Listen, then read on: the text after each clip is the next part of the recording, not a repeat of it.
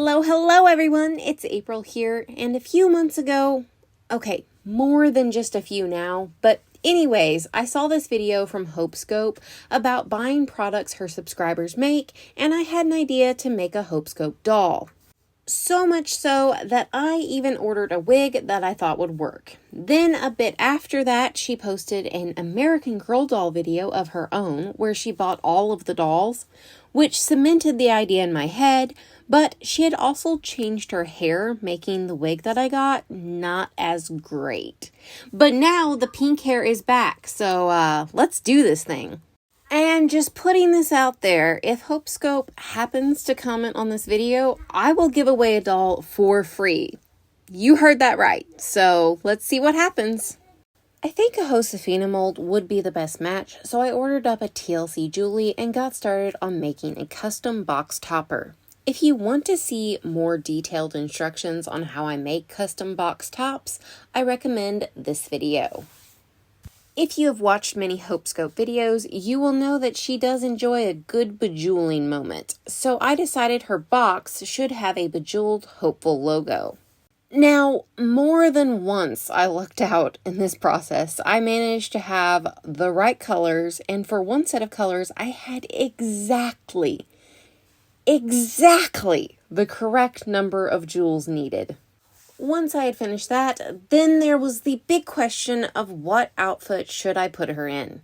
I went back and forth a lot on this one, but ultimately decided on this green set that she wore in the Crocs video.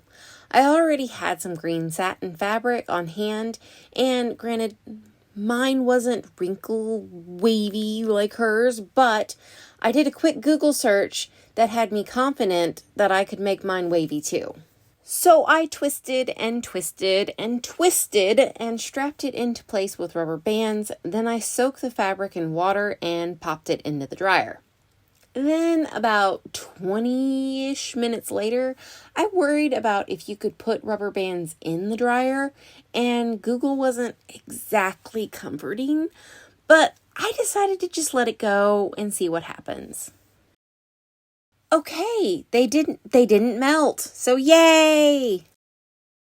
And here is what the fabric looks like now. I think it's good. Let's cut out the pieces I need and get to sewing. I decided to try to make the shirt a bit baggier than the pattern and extend it in the front by 1 inch on each side.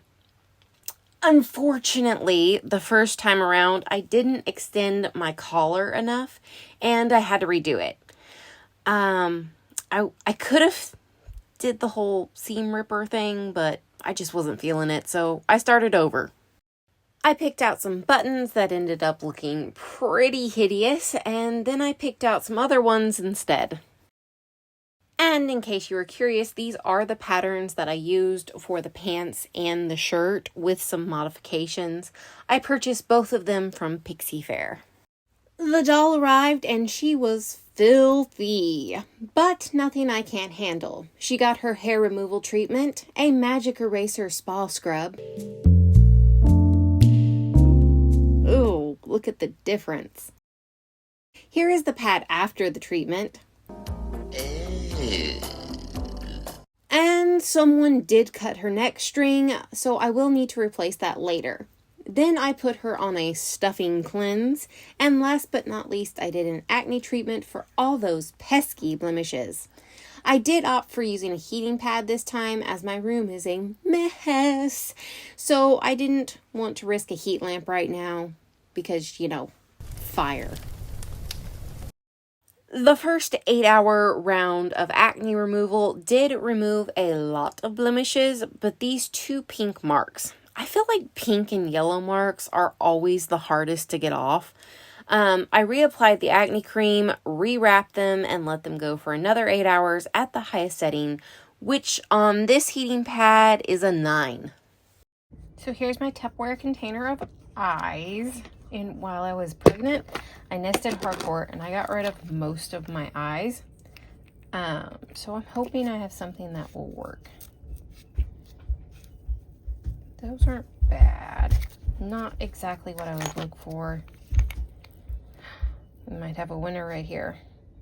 Yeah, I think we're gonna go with these. Well, I am now at a bit of a standstill until the stains are gone, so I worked on a jelly roll rug, and after 40 hours of treatments, the stains were finally gone.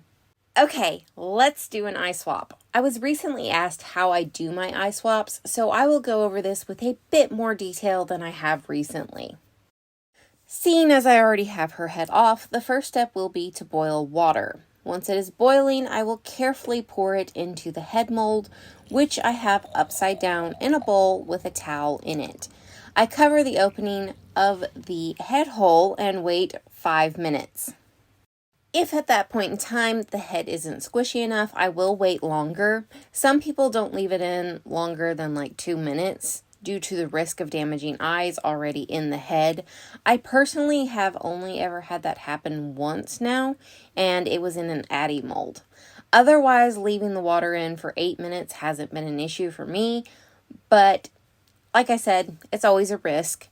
While waiting, I prepare my gloves, nail tool, bending pliers, Germ-X, and the eyes. Okay, it has been 5 minutes and you can see how squishy the head is. It is nice and squishy. I'm going to go ahead and carefully dump this water out of the head, and then I'm going to stick my gloved thumb into the head and push on the back of the eye socket. And you just keep pushing until the eyes pop out. I will warn, this does take some thumb strength. Now, sometimes when they pop out, the eyes separate, but that's nothing to worry about. What you're looking for are these 3 pieces to put back together. The eye backing, it's typically black or white, the eyeball, and the metal front. I am doing these steps slower than I usually do to show you everything, but time is of the essence, so I recommend doing all the steps as quickly as possible while the head is still soft. But if the head does start to become firm before you're done, you can always add more hot water and let it sit once more. I haven't had to do that since I started using banding pliers for my eye swaps. Now, this next part is something that I came up with to avoid scratches to the vinyl, but I don't know if it has any long-term effects. I add a little bit of Germ-X to the banding pliers so they slide out easier. My theory is it should mostly evaporate, therefore it shouldn't affect anything, but I honestly don't know 100% for sure that it doesn't. I do know that I haven't scratched any faces since I started doing that, so take away from that what you will. You can also do eye swaps without banding pliers, but it is not my preferred way to do it. It requires a lot of hand strength, and it tends to irritate my carpal tunnel. So anywho, this is how I install the eyes using banding pliers. I insert the banding pliers into the eye socket. I put my eye bottom down on its side. I squeeze the pliers, which opens the socket, allowing the eye to basically fall into place. I use my thumb to guide it in and hold it down while still squeezing my banding pliers some. I pull those out, and then I use a blunt nail tool to move the eye into place. And you accomplish that by pushing the nail tool against the metal casing front that we saw earlier, guiding the eye into place. For this step, the eye should move fairly easily. If it doesn't, you might need to reheat your head or pop the eye back out and see what is wrong. And there you have it, an eye swap. It's time to do a face up. I'm sorry, I don't know why I did that. But anyways, I'm going to start with using 100% acetone to remove her eyebrows. And then I'm going to cover the eyes with paper. And how, may you ask, do I cover her eyes with paper? I do this by cutting a thin, short piece of paper, no more than 2 inches long. I guide the paper around the edge of the eye, and then I pinch it together in the middle and close it off with a tiny little piece of masking tape. And now I'm ready to prime the head by adding a thin layer of Mr. Super Clear. Now, I don't always prime the head depending on exactly what I'm adding, but priming helps a lot when using watercolor pencils to add finer details like eyebrows and freckles and stuff.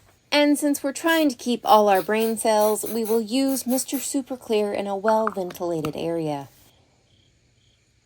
While the head dries, I am going to start restringing the body. I went ahead and wrapped the limbs in a heating pad and turned it on a little while ago to get them warmed up.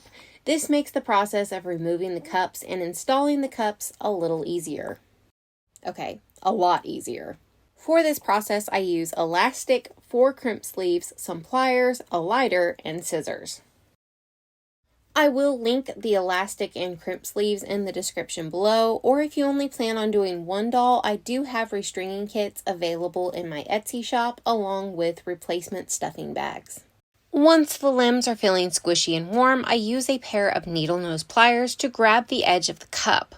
Then I pull it out of the limb and repeat for all of them. Once the cups are all out, I return the limbs to the heating pad while I prepare the cups to go back in. Okay, so we are going to take our elastic and we're going to go into the divoted side of the cup. And we're just going to kind of work that around until it's sticking through. Then we can grab it with our needle nose pliers. To save on the crimps, I like to tie off this end. So I just tie that, pull it good and tight. Seat my cup up against that. This side will be a bit frayed now, so I'll just trim that off. Then I'm going to take my lighter and just singe the edge so that it doesn't unravel. And I like to cut 4 inches from the cup down. So go right there. And that is ready to put back inside a limb. Now let's put the cups back into the limbs. As you can see, it's nice and squishy, so I'm just going to set the cups up against it and push down on the table.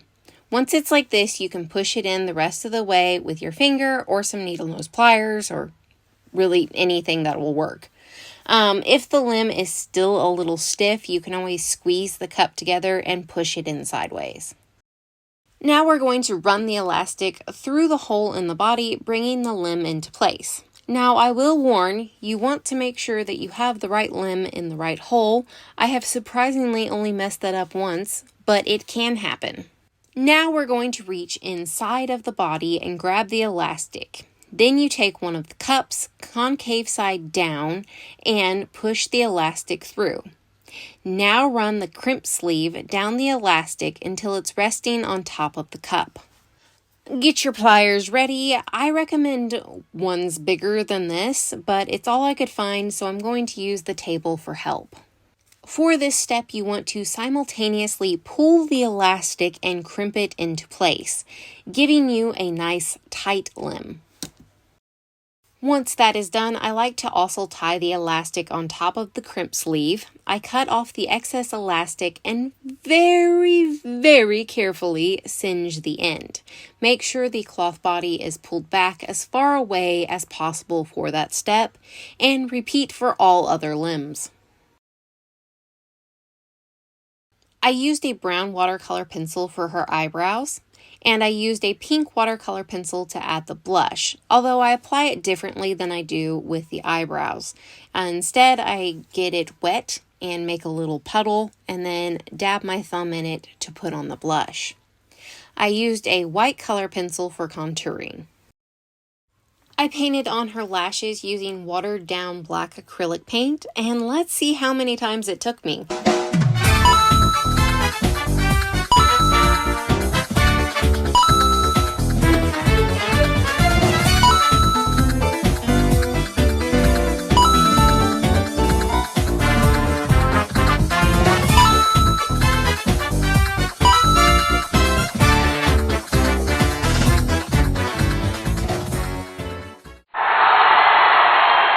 There, finally.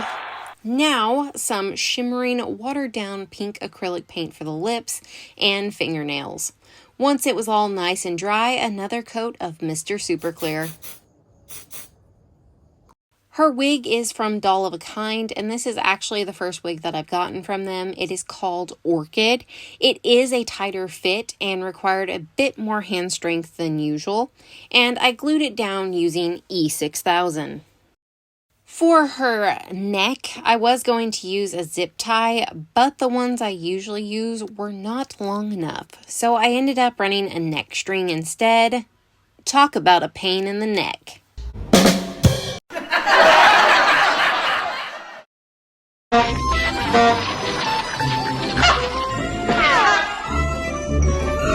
Voila!